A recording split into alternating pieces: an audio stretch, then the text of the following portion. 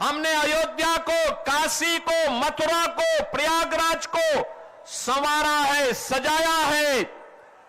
और बंगाल में गुरुदेव रविंद्रनाथ ठाकुर के पैतृक पुश्तैनी प्रॉपर्टी पर टीएमसी के गुंडे कब्जा कर रहे हैं।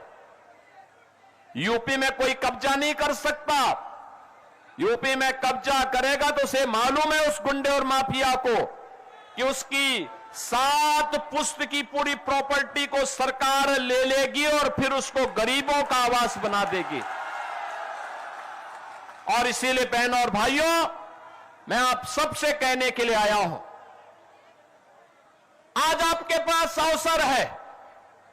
अभी कल पहले चरण के चुनाव होने हैं और जो मैंने बंगाल के अंदर बहार देखी है, वर्तमान में जो उत्साह देखा है, परिवर्तन के प्रति जो एक लोगों के मन में एक हृदय की उद्गार देखने को मिला है, मैं कह सकता हूं पहले चरण के होने वाले चुनाव में 80% सीटें भारतीय जनता पार्टी जीतने जा रही है।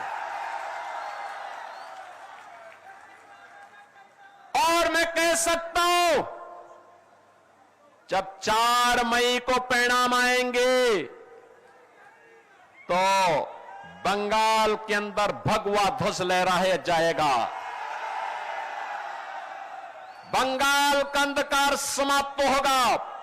बंगाल फिर से सोनार बांग्ला बन करके अपनी इस पहचान को आगे बढ़ाएगा। और इसीलिए आज मैं आप सबसे आह्वान करने के लिए आया हूं, बहनों और भाइयों, ये बड़ा बाजार क्षेत्र बंगाल का सबसे समृद्धतम और पुराने व्यापारिक केंद्र के रूप में क्षेत्र जाना जाता है। यहां की अपनी पहचान है। इसने केवल व्यापार ही नहीं किया है, साहित्य के लिए, कला के लिए, सांस्कृतिक परंपरा के लिए और पौराणिक कालीबाड़ी मंदिर के लिए भी यह क्षेत्र जाना जाता है। और इसीलिए आज मैं आप सबको आह्वान करने के लिए आया हूं कि बहनों और भाइयों, हमें बंगाल की अस्मिता को बचाना है। बंगाल के अंदर जो वर्तमान में यहां पे कठमुल्लापन को बढ़ावा देने का कार्य हो रहा है, इसको रोकना होगा, हर हाल में रोकना होगा। और इसको रोकने के लिए आपके पास भारत के लोकतंत्र ने जो ताकत दी है, इस ताकत का इस्तेमाल करिए, इस ताकत का सही इस्तेमाल करिए। याद करिए, इसी बंगाल की धरा पर डॉक्टर श्यामा प्रसाद मुखर्जी का जन्म हुआ था और डॉक्टर श्यामा प्रसाद मुखर्जी ने आजाद भारत में एक नारा दिया था, एक देश में 2 प्रधान, 2 विधान, 2 निशान नहीं चलेंगे, नहीं चलेंगे। याद करिए, भारत की आत्मा पर प्रहार किया था कांग्रेस ने धारा 370 के माध्यम से।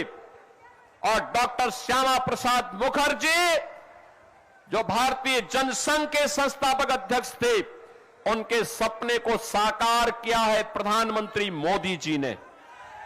प्रधानमंत्री मोदी जी ने साकार किया है। कश्मीर में धारा 370 समाप्त हुई है और आज कश्मीर भारत के अभिन्न हिस्सा बन करके भारत का संविधान, बाबा साहब भीमराव अंबेडकर के द्वारा बनाया गया संविधान कश्मीर में भी बराबर लागू हो रहा है।